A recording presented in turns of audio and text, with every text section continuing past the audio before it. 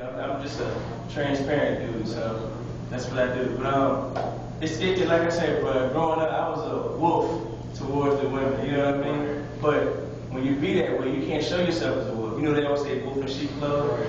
You got to come at it like you doing it a different way, and I was able to manipulate it every time. And it was a foul thing to do, but I thought it was fun at the time.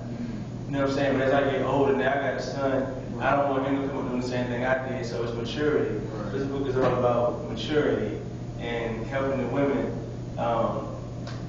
try to find the right guy off the top instead of going through all the stuff that they got to go through first.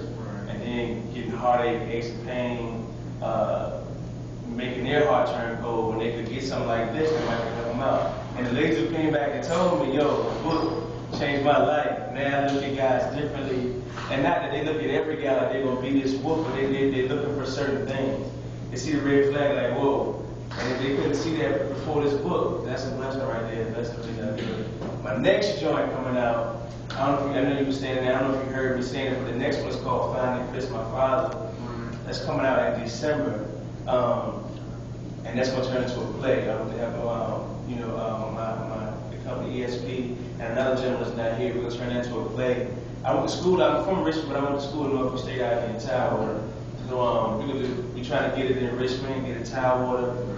God willing, they can travel, you know what I mean? But the book, Finding Chris, My Father, I found my biological father 4 years ago. I'm 31, so I found him at 27, lived out. And it's an amazing story, man. I won't tell the whole story, but it's an amazing story.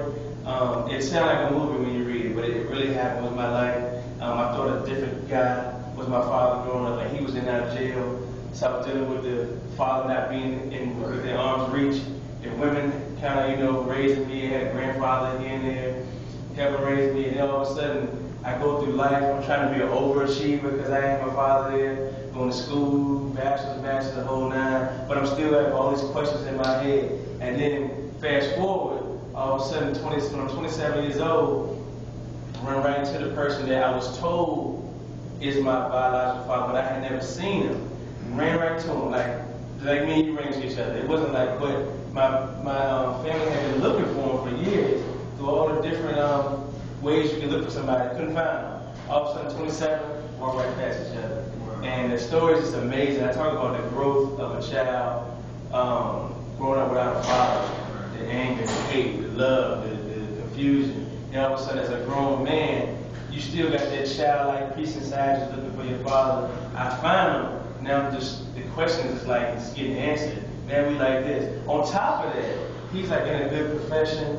A lot of people scared to meet their father, think they're gonna be a bum or something like that. God, it's a beautiful thing, bro. And I just wrote the story, and it's gonna be a huge blessing to people. I'm telling you, man. At least if you don't get none of that, at least take a car.